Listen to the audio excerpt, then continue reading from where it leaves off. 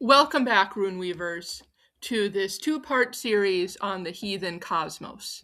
In part one, we discussed the origins of the Heathen and Norse cosmos, including Ymir, Audhumbla, and the formation of Midgard, as well as we talked briefly about the great Yggdrasil, the Axis Mundi tree, on which all of the universe rests. In this part two, we're going to go through the 9 realms of Yggdrasil: Niflheim, Muspelheim, Midgard, Jotunheim, Svartalfheim, Light Elfheim, Vanaheim, Asgard, and Helheim. So, if you're ready, let's go. The first two that we're going to talk about are Niflheim and Muspelheim. We covered them very briefly in the first video. They are the first two original worlds which formed on either side of the Ginnungagap at the beginnings of the universe. Niflheim is best represented by the rune Isa. It is a land of pure cold, pure ice, frozen almost beyond time itself. And Muspelheim is the opposite in almost every way: hot, fiery, flaming, full of volcanoes and fire demons called Thursis, led by Sutr, the fire demon king, who at the end of the world will be the one to slay the god Freyr. And in Niflheim, it's not much better. You have hordes of massive serpents, sometimes called dragons, who do almost nothing except gnaw on the roots of Yggdrasil and try to bring down the entire universe. I suppose simply because they want to go back to a time when there was absolutely nothing there except for themselves. That's how old the the serpents of Niflheim are. But there is much more to this world, obviously, than fire and ice. Midgard, the middle ground, or the middle garden, to be literal. Gard, by the way, means garden in enclosure, a safe space. So Midgard, the middle garden, is sort of the enclosed or safe space that was carved out of Ymir's eyebrows for the purposes of Aske and Embla's human descendants and all the other life that we see here on Earth. Jord is the Jotun of the Earth. She is Thor's mother, and because of that, Thor has always been Midgard's greatest protector. As you recall, of course, when Ymir was slain, much of his body was used to make Midgard. The basis of it was his eyebrows, but his blood became seas, his hair became trees, and so then Midgard, all the life, all the possibility that we have here is born entirely out of the sacrifice of Ymir. And that's really how life has been here ever since, hasn't it? From the very first life forms to the modern day, nothing can live without something else dying, whether it's a plant, a fruit, an animal. Life and death are all tied together in what Disney would call the great circle of life.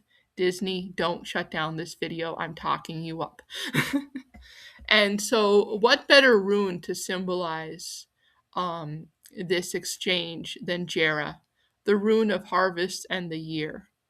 Because, as you can see from its shape, two Kenazes facing each other. What goes around comes around, like a great wheel, spinning and spinning, one year going into the next, life going into death and coming back to life again. That is the very nature of the middle garden in which we live.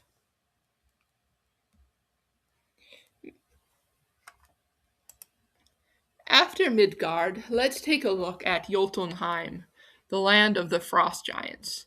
Despite the frequent translation of their name, it is not clear that the frost giants were necessarily larger than the gods, though some definitely were. Looking at you, Utgard Loki. If I can, you're awfully big. Now, Jotunheim is like Niflheim, an extremely cold, frozen, icy realm. And it's also a place where there is a lot of his hidden wisdom. I'm thinking here about Mimir's Well, located at the very base of one of the roots of Yggdrasil. Odin went there when he sought wisdom and knowledge, and he traded his eye to gain that knowledge. I'm thinking also, there's so many examples here. Utgard Loki, going back to him, his knowledge of magic, um, the old Ellie, the giantess of old age. So there's a lot of knowledge. I know Jotunheim often gets depicted as a scary and dangerous place, and make no mistake, it definitely is. But I think that's part of the larger picture of Jotunheim is it's a place where, yes, there's danger and risk and adventure, but it's also a place where there's a great deal of reward. And so the rune that I would call upon here, surprisingly enough, is Nauthiz, because conflict creates need, and that can lead you to truth in dangerous places. Nauthiz in a sense of necessity, the driving force of risk and danger that inspires you to create new ideas and new opportunities. Um, Next, let's go to Svartalfheim. This is a realm of treasures and wondrous knowledge from the Dark Elves, the Svart Elves, better known in modern English as dwarves. Dark here does not necessarily refer to a skin color, but rather a combination of two possible sources. The dwarvish preference for living in the deeps of their realm, far from the sun, and the inevitable soot and ash which falls on a blacksmith after working all day in the forge. The dark elves delve into the hidden places of Svartalfheim, seeking gems and metals, and then working what they find into beautiful treasures within their forges. Uh, there are many legendary items that have come from the dark elves of Svartalfheim. Sif's hair, Mjolnir, um, Freyr's Grimbursti, the golden bristled boar, Odin's sacred armband. I mean, pretty much you name any treasure of the gods in any of the stories, and you'd be looking at something that has its roots in Svartalfheim. So the rune that I would use here is Kenaz. Kenaz is a rune of knowledge, directed fire, and so when we talk about directed fire, we're talking about fire and heat that's being used for a purpose to create something. And the concept of a blacksmith's forge definitely plays into that. Kenaz even looks a little bit like an open bellows, which gets pumped up and down to direct the heat um, at whatever the blacksmith is creating. And when we talk a little bit more about Loki, maybe I'll bring up the story of Loki and the bellows and the forge, which, like many of Loki's stories, has quite a bit of humor to it, you might say. Um, then, of course, inevitably, let's go to Light Elfheim, the realm of the Light Elves. This realm it belongs to Freyr. It was given to him as a toothing gift in honor of his princely status. It's not entirely clear from the sources what a light elf is, But the general consensus often is something along the lines of this is a realm of ancestors, ancestral spirits. They might also be land spirits, the Landvatir. They might be Tolkien style elves. These beings, however, are not all sunshine and rainbows despite their name. They are powerful, magical, and mysterious. But on all the sources agree is that they are bright, a reference to the shininess about their bodies, as well as the overall brightness of the sky in their realm. So this is a place of sunlight, magic, and sparkling mysteries. And that makes Dagaz, the rune of the day, the obvious choice to associate with Light Elfheim. Dagaz refers not just to the overall daylight in the sky, but also to the air itself, to the dawn or the dusk, times when the light within the sky changes. And in that same way, you might refer to the light elves as creatures of change, magic, chance, and the liminal spaces between life and death, if they are, in fact, ancestral spirits. Now, let's start looking at the realms of the gods. Vanaheim is the realm of the Vanir. They are primarily nature deities, tied to streams, seas, agriculture, sacred woodlands. There's not that many stories about them which have survived to the present day, and the ones we do have are pretty much all linked to stories where they interact with the Asgardians. Um, but the glimpses that we have reveal them to be powerful, wise, and far seeing. Some, like Freya and Freyr, live in Asgard. Others continue living in Vanaheim. And because it's likely that they are an agricultural set of gods and earth deities with power over nature, the seasons, and local hotspots of power, I'm including two runes with Vanaheim here. Ingus and Lagus. Ingus is Freyr's rune.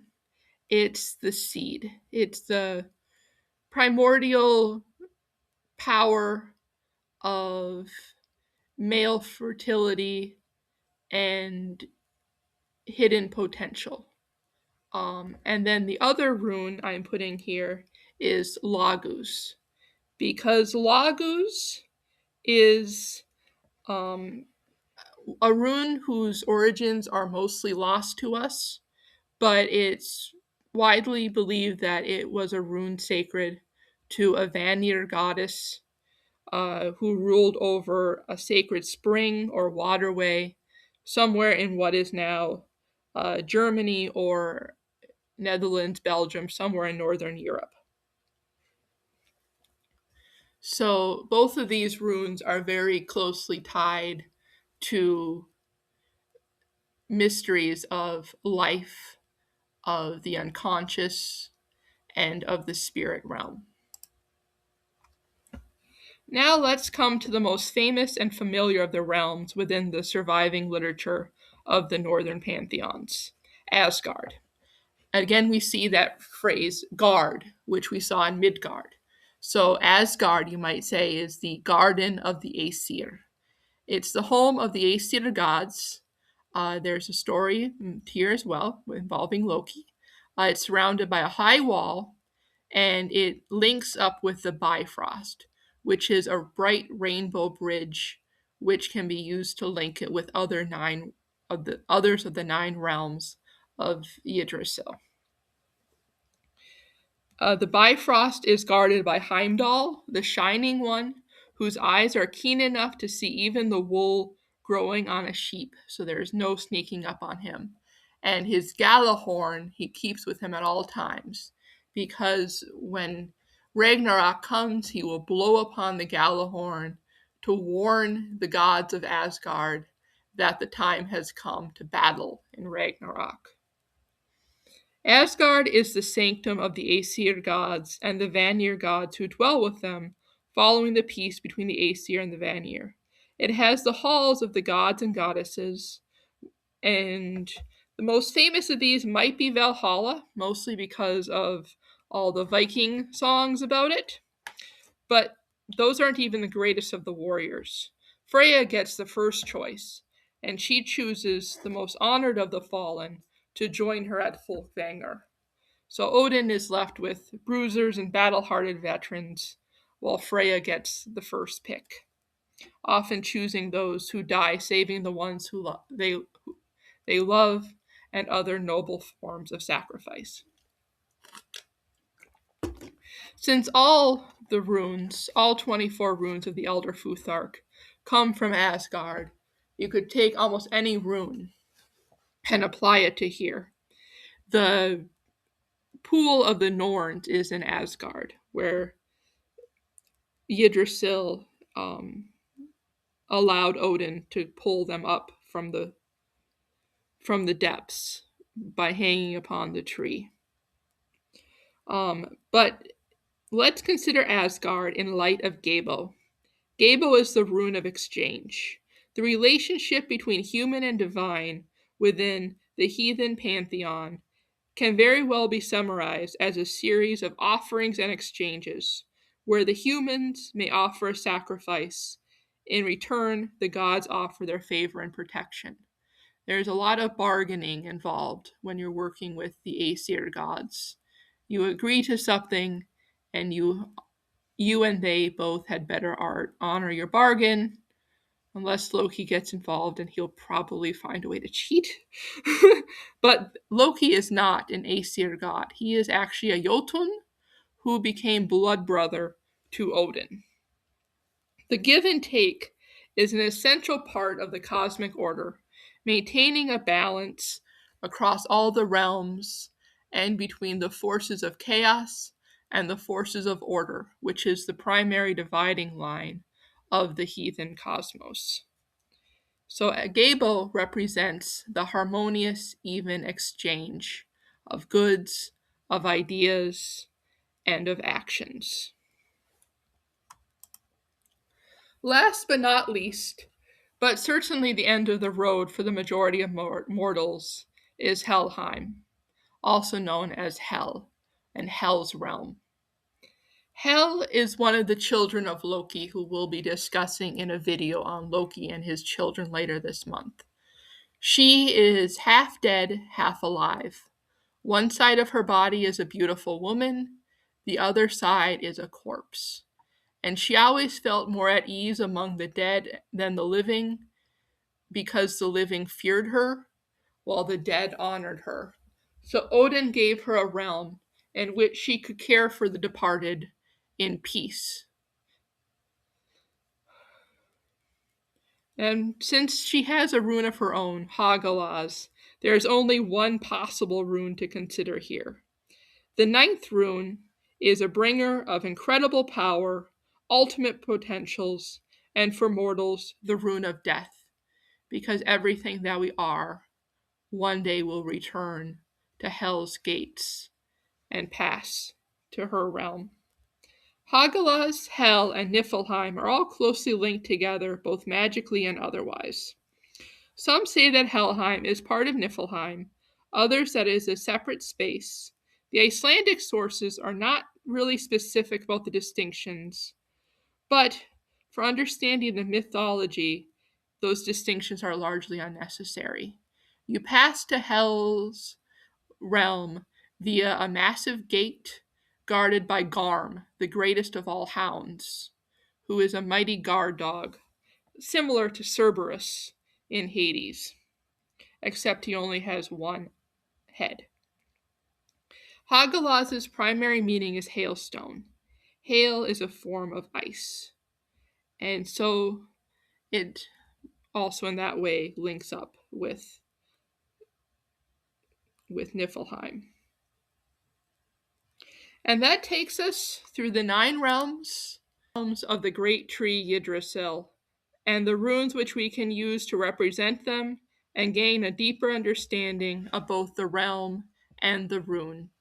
Next in this series, which will be airing the second weekend of January, next weekend, are the gods and goddesses of Asgard. Stay tuned, Rune Weavers.